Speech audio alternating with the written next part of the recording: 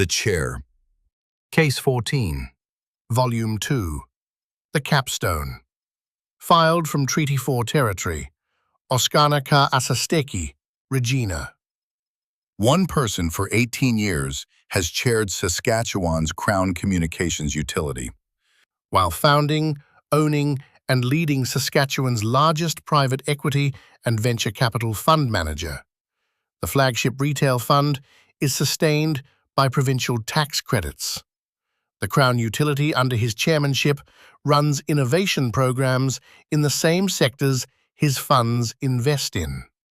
Across the same period, acting chair and vice chair of the Saskatchewan Health Authority, director of Threes Health Shared Services, chair of Saskatchewan Blue Cross, founding chair of the University of Saskatchewan Land Trust, investment committee member of the $7 billion Saskatchewan Teachers Federation pension plan. Every position on the public institutional record. Documented at the institutions themselves. Sourced to each board's own corporate page, each Crown's news releases, each foundation's own appointment announcement. The case asserts no allegation of misconduct. The structural conflict is observable from the records themselves. And the laundering claim. An eighth layer of the volume's taxonomy, aggregation, the laundering of conflict of interest through the dispersal of incompatible roles across so many institutions that no single institution's conflict regime can see the full picture. The case is the aggregation across one biography. Section 1. The positions in one paragraph. Grant J. Cook is the current chair of the Board of Directors of Saskatchewan Telecommunications Holding Corporation, the Crown Corporation operating as SaskTel, a position he has held since 2008.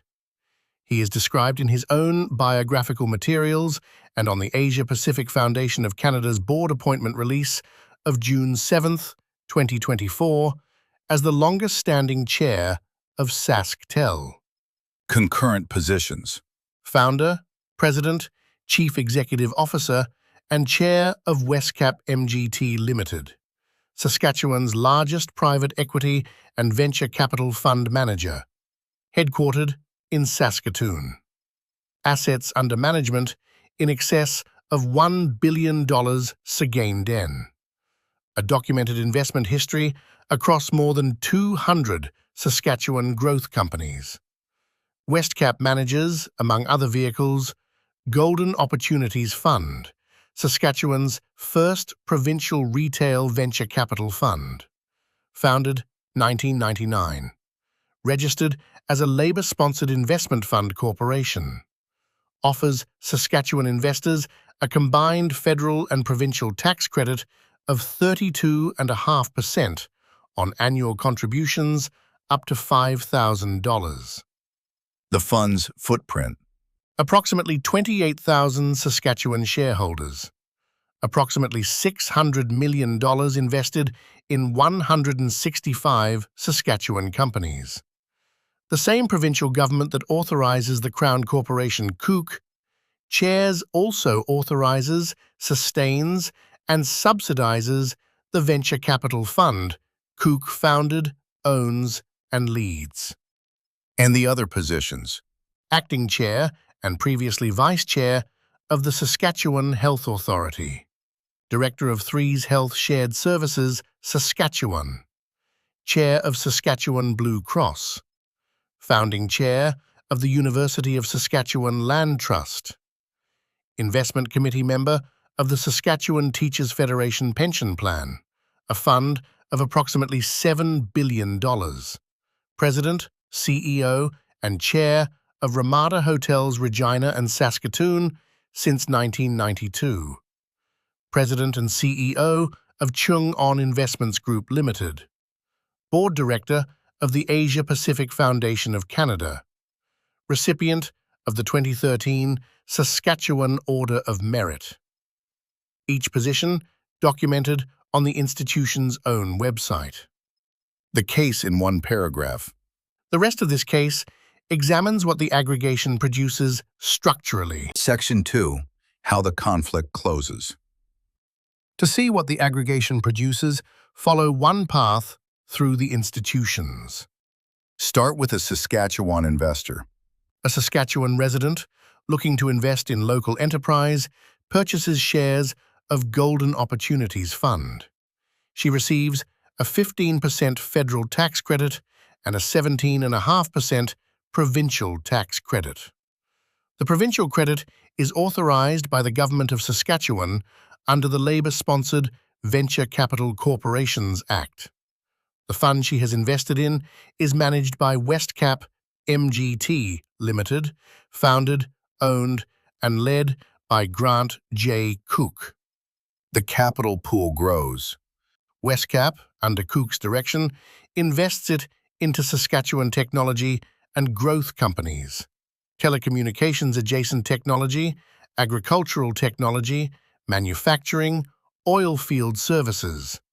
Some of these portfolio companies will, in the natural course of growth, seek partnerships with Saskatchewan's largest communications and infrastructure provider for connectivity, 5G access, sandbox testing, AI compute, data center services. The provider they will approach is SaskTel. And the chair of SaskTel's board. Is Grant J. Cook. And SaskTel's commitments. Under its own connected province and smart province strategies, $1.6 billion in capital investment across Saskatchewan over 5 years. Innovation programs explicitly designed to partner with Saskatchewan tech startups. Innovation Saskatchewan, the provincial crown agency, lists the SaskTel 5G Innovation Labs and the SaskTel Sandbox among the specialized facilities available to Saskatchewan tech startups. The same Innovation Saskatchewan offers Saskatchewan-based investors a 45% provincial tax credit for supporting eligible Saskatchewan startups. The startups whose growth Innovation Saskatchewan subsidizes through the 45% credit are the same startups Westcap invests in with the 32.5% retail fund credit, and the same startups whose growth path runs through SaskTel facilities chaired by Cook. If a Westcap-funded company becomes a SaskTel partner, the same individual sits in different fiduciary capacities on both sides of the resulting commercial relationship. Westcap profits from the portfolio company's growth. SaskTel commits Crown resources to enabling that growth. The Saskatchewan taxpayer subsidizes both sides through the tax credit framework on the investment side, through Crown Corporation revenue on the partnership side.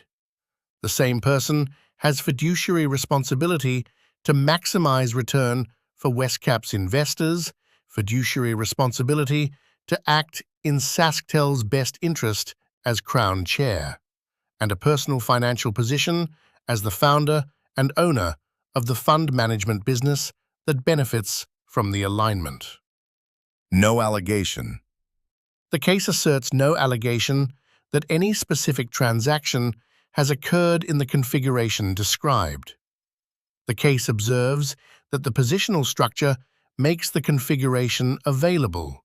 At every moment, Cook simultaneously holds both chairs on every Westcap portfolio investment that touches a SaskTel-served sector. The structural availability is the case. Section 3. The full board portfolio. The Westcap SaskTel configuration is the cleanest demonstration. It is not, by itself, the full picture. The other Saskatchewan public institutions. Cook has, concurrently or sequentially within recent years, served as acting chair and vice chair of the Saskatchewan Health Authority. The SHA is the institution whose Administrative Information Management System rollout, the $250 million Ames catastrophe documented in Volume 2 Case 10, produced 3 failed launches across 3 years, healthcare workers unpaid for weeks, and a scheduling system reversion ordered by the responsible minister in October 2025. The acting chair of the institution's board during a portion of the relevant period was Grant J. Cook, In Threes Health, Director of Threes Health Shared Services, Saskatchewan. Threes Health is the joint owner with the SHA of Ames. Case 10's diffusion of accountability argument includes Threes Health as one of the three institutional homes. A board member of one of the three accountability nodes for Ames during portions of the relevant period, Grant J. Cook. and the others. Chair of Saskatchewan Blue Cross, the not-for-profit health benefits provider operating in the same Saskatchewan healthcare ecosystem as the SHA, Threes Health, and the Ministry of Health. Founding Chair of the University of Saskatchewan Land Trust, the corporation managing the university's real estate holdings. Investment Committee member of the Saskatchewan Teachers Federation Pension Plan, a fund of approximately $7 billion whose investment decisions are made under his committee participation. And the structural fact.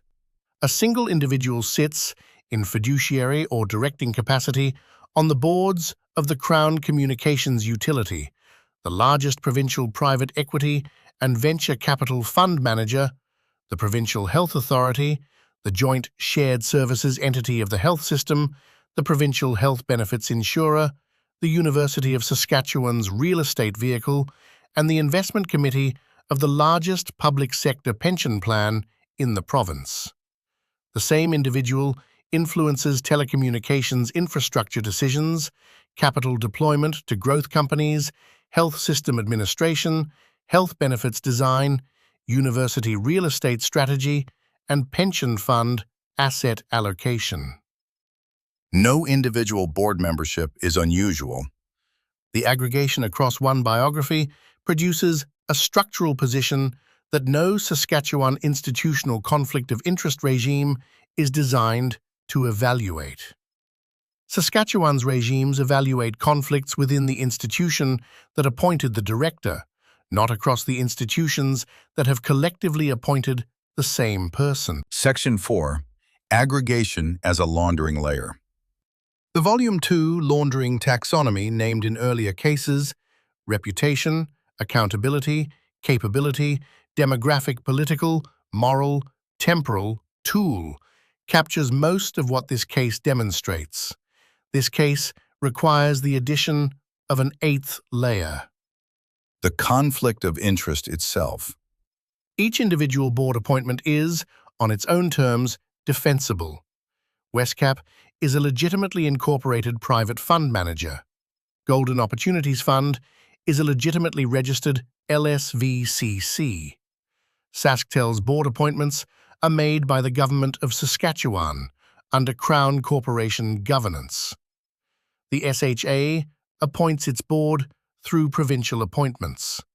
Threes Health makes its own appointments. Each appointment passed each institution's own conflict of interest review at the time it was made.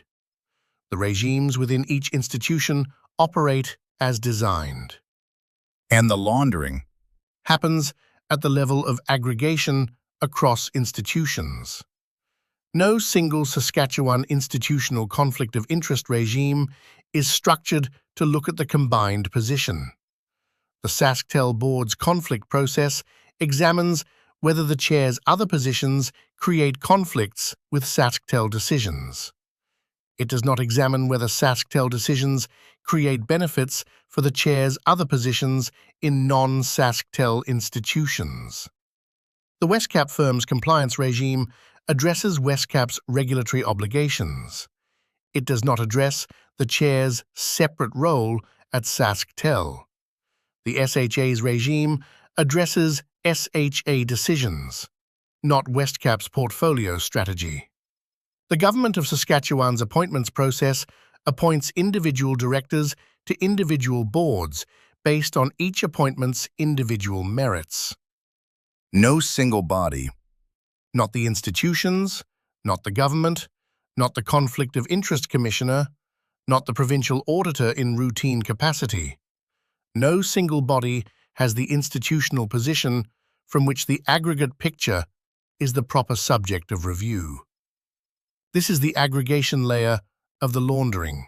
The structural conflict is preserved by being dispersed across more institutional homes than any single regulatory regime is designed to cover. Each piece, in isolation, legal. The aggregation on the public record, observable. The aggregation has no single accountable home. The accountability is laundered through the dispersal. And the cost-bearing constituencies.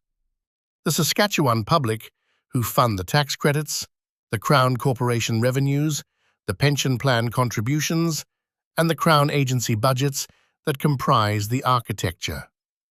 The smaller fund managers, investment advisors, and would-be Crown directors who cannot accumulate equivalent biographical position. The Saskatchewan tech founders, who do not have access to the Westcap SaskTel Innovation Saskatchewan ecosystem and must navigate the procurement and partnership landscape without the structural advantages portfolio companies in that ecosystem enjoy. And the constituencies who, in each individual institution, would be served by a clearer separation between the institution's mandate and the chair's other interests. Section 5. Where this case meets the volume. Volume 2's preceding cases have, each from its own angle, documented elements of the architecture this case names from the chair's perspective. Cases 5 and 6. Case 5 observed the conversion of regulatory voids, addiction facility licensing, into authorized coercive capacity. The chair aggregation pattern is the personnel side mirror. The absence of a cross-institutional conflict of interest regime is itself a regulatory void into which the aggregation flows. Case 6 observed the consolidation of provincial enforcement capacity under a single minister. The chair aggregation pattern is the private sector parallel, a single private fiduciary holding influence across multiple Crown and quasi-public institutions with no equivalent oversight architecture. Cases 7 through 9.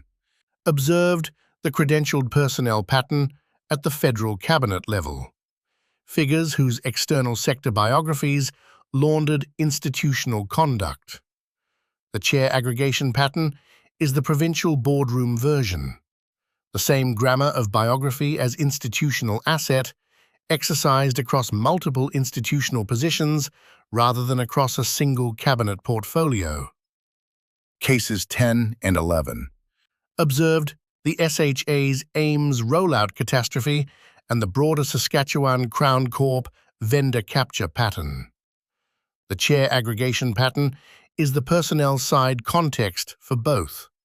A vice chair and acting chair of the SHA and a director of Threes Health during portions of the Ames period was also concurrently the founder, owner, and CEO of Saskatchewan's largest provincial venture capital firm. The structural relationship between Crown Corp incapacity and private fund manager opportunity is, in this case, embodied in one biography. Case 12. Observed the access broker layer, the McNaughton arc through Ontario Premier's office, public affairs firm chairmanship, Canadian ambassador to the US, Palantir Canada president, CIBC strategic advisor. The chair aggregation pattern in Case 14 is structurally adjacent but distinct. McNaughton's career moved the credential through successive institutions sequentially. Cook's biography holds positions in many institutions simultaneously. Both are versions of the same grammar, the credentialed individual as the institutional connector. But the chair aggregation version dispenses with the temporal sequencing and produces all of the institutional access at once for an 18-year window. Case 13. observed the laundering of a federal regulatory instrument, the LMIA, into a tradable private market product. The chair aggregation pattern is the structural cousin. The laundering of a fiduciary instrument, the board chairmanship, into a multi-positional private asset that produces benefit at each institution it touches. In the closing, Read together with the surrounding cases. The Volume 2 thesis closes here. The architecture is not coincidence. It is design. The design has names. One of them, on the public institutional record, has been chairing the largest Crown communications utility in the province for 18 years, while running the largest provincial venture capital fund. Volume 2's argument is that the visibility is the case. None of this is hidden. It is run in plain sight, in institutional records, under the political cover of innovation, growth, patronage by the right people for the right reasons. The cases name the structure. The structure was always there. The constituencies who bear the cost have not been the ones doing the naming. Section 6. What this case does not claim. It does not claim that Mr. Cook has acted illegally in any of his board positions. The case asserts no allegation of legal misconduct, ethical breach, or specific impropriety. The structural conflict observable from the positions does not require any such allegation to be observable. Positions exist, or they do not. These positions are documented on the institution's own records. And no transactional allegation. It does not claim that any specific Westcap portfolio company has received a SaskTel partnership as a result of Mr. Cook's chairmanship. The case identifies the sectoral overlap between Westcap's portfolio focus and SaskTel's innovation program's scope. It does not undertake the transactional forensic that would identify specific instances. That forensic is reserved for Rev 02 or a companion case. And the institution's own regimes.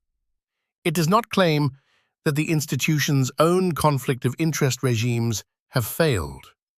Within each institution, those regimes are designed to address conflicts as they exist within that institution. The structural critique is precisely that the aggregation across institutions is the level at which the conflict exists, and is the level at which Saskatchewan's institutional conflict of interest architecture is silent. And Mr. Cook is not unique. It does not claim that Mr. Cook is unique among Saskatchewan board-level figures in holding multiple positions. Multi-board service is common in Saskatchewan's relatively small institutional ecosystem. The case observes that the combination of positions Mr. Cook holds, Crown Communications Chairmanship plus largest provincial venture capital fund management, plus Crown Health Authority board membership, plus shared services entity board membership, plus pension fund investment committee membership, plus health benefits chair, plus university real estate chair, produces a structurally distinct aggregation whose specific configuration is not, on the public record, paralleled elsewhere in the province. And the surfacing piece. It does not adopt the editorial framings of the surfacing piece by Tammy Robert at Our Sask. The Robert piece characterizes the broader Saskatchewan political economic situation in terms: subsidy class, corporate welfare grifters, patronage economy, that this case does not adopt in its own voice. The structural argument the case makes is independent of those characterizations and stands on the institutional records alone. What it does claim. Grant J. Cook is the current chair of SaskTel and has been since 2008. He is the founder, president, CEO, and chair of Westcap MGT Limited, which manages Golden Opportunities Fund, sustained by Saskatchewan provincial tax credits. He has concurrently or sequentially held senior board positions at the Saskatchewan Health Authority, Threes Health, Saskatchewan Blue Cross, the University of Saskatchewan Land Trust, the Saskatchewan Teachers Federation Pension Plan Investment Committee, and other institutions. Every one of these positions is on the public institutional record. The sectoral overlap between Westcap's portfolio focus and SaskTel's innovation programs creates a structural configuration in which the same individual could, in his various fiduciary capacities, influence both sides of transactions involving Crown resources and private fund returns.